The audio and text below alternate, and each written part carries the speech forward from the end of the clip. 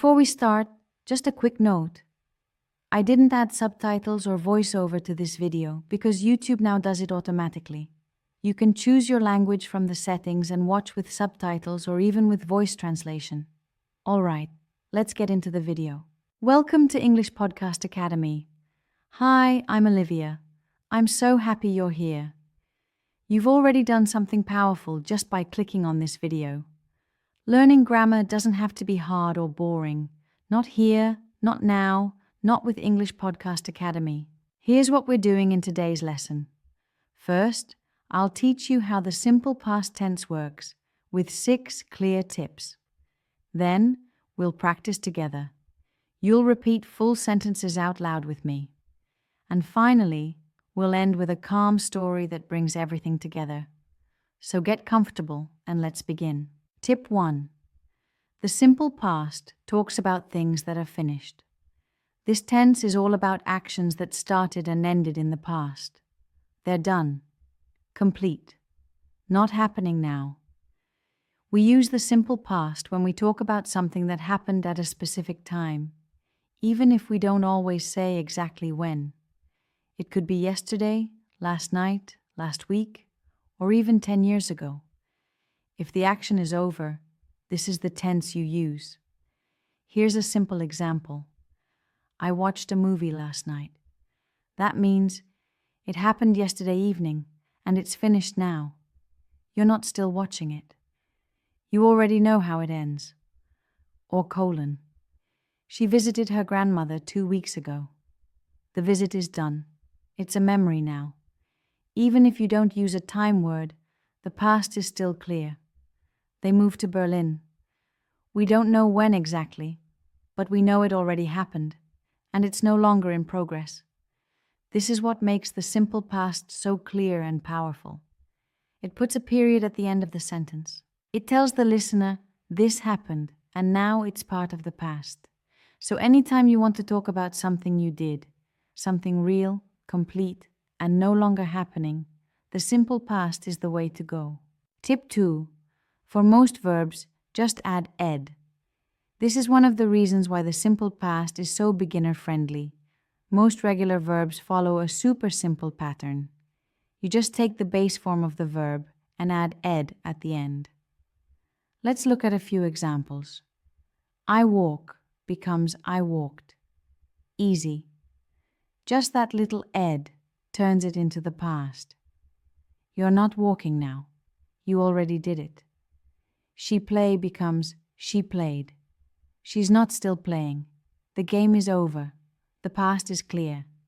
This works for tons of common verbs. Work, worked, call, called, open, opened, cook, cooked. It's simple, and once your brain gets used to the rhythm, it starts to feel automatic. Now, of course, English loves to make things a little tricky. Not every verb is regular. We'll talk about irregular ones soon. But for most verbs, this rule works perfectly. No changes to the middle of the word. No stress. Just add ed. So, when you're talking about something that happened in the past, and you're using a regular verb, this rule has your back. It's clean. It's consistent. And yes, it's easy, right? Tip 3. But some verbs are irregular. They don't follow the rule. Okay, here's where English likes to keep things interesting. While many verbs are regular and just take ed in the past, there's a whole group of verbs that don't follow that rule at all. These are called irregular verbs, and you just have to get used to them over time. For example, dot. Go becomes went. Not goed, just went. I go to school becomes I went to school. Eat becomes ate.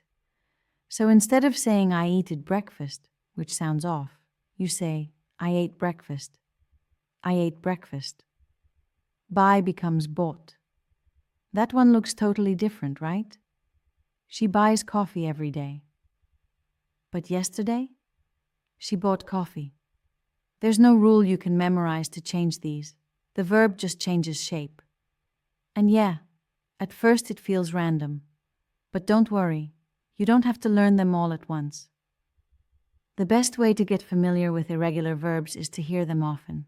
In stories, in conversations, in the videos you watch, in the podcasts you listen to.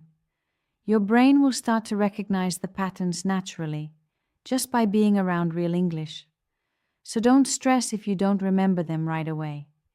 With time and repetition, these verbs will start to sound right, and you'll know when to use them without thinking too hard.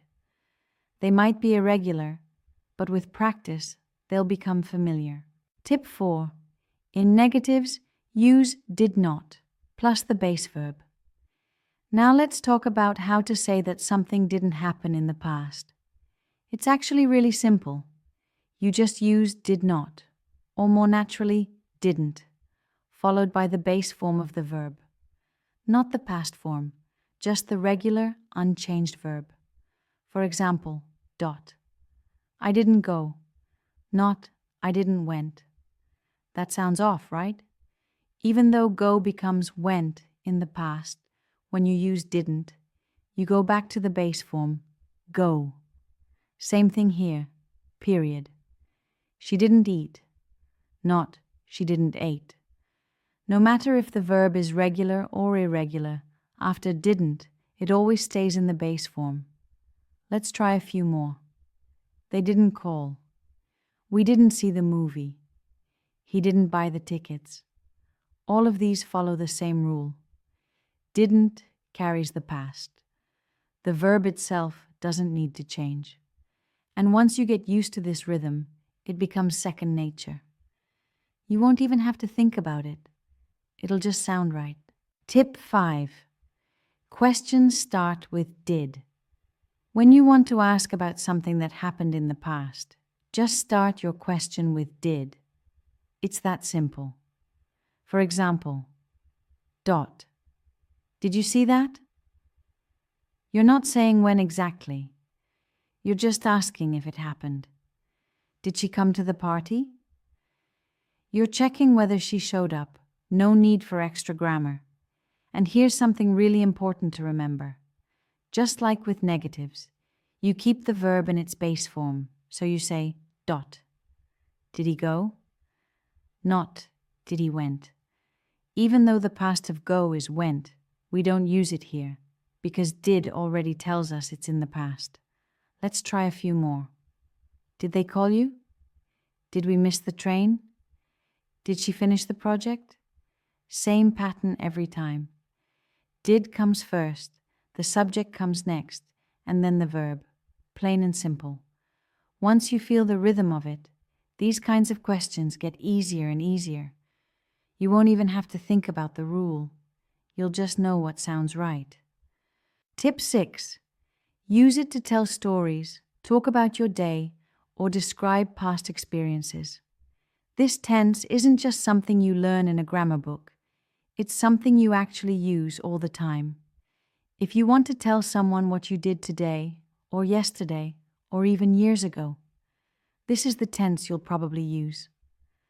Let's say you're telling a friend about your weekend. You might say, period. I went to the beach. We had lunch at a small cafe. Then we watched a movie. See how natural that sounds? These are simple past sentences, and they help you share your day in a clear, straightforward way. Or maybe you're sharing a memory, something from your childhood, a trip you took, a funny moment from last week. You'll say things like, we visited my grandparents. I saw something really strange. She laughed so hard she cried. That's the simple past in action. And the more you use it, the more it becomes a natural part of how you speak. It doesn't have to be complicated. You're just talking about what happened, what you saw, what you did, what someone else said. And in real conversations, this tense comes up all the time. Because we're always sharing stories, experiences, little moments from earlier in the day. So keep using it. Keep playing with it. The more it becomes part of your daily speech, the more confident you'll feel. It's a small shift, but it makes a big difference. Now it's time to practice. Say each sentence out loud. Your voice is part of the learning. I walked to the store. She visited her grandma last weekend. We didn't watch the movie.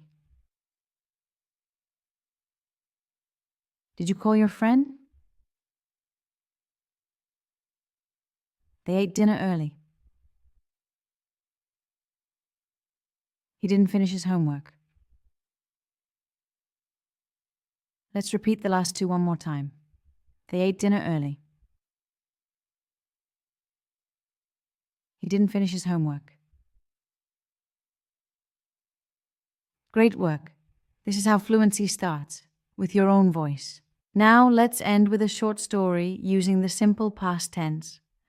Something quiet, something real. Last summer, Alex took a trip to the mountains. He needed space. He needed silence. So he packed his bag, turned off his phone, and left the noise of the city behind. Every morning he woke up early, before the sun was high, and walked through the tall trees, one step at a time. He drank hot coffee by the lake, hands wrapped around the cup, and listened to the wind as it moved through the leaves. No music, no messages, just peace. One afternoon, while walking along a narrow trail, he met an old man sitting on a bench made of stones. They started talking, and somehow the conversation just kept going. They spoke for hours, about life, about books, about stillness, and how hard it is to slow down.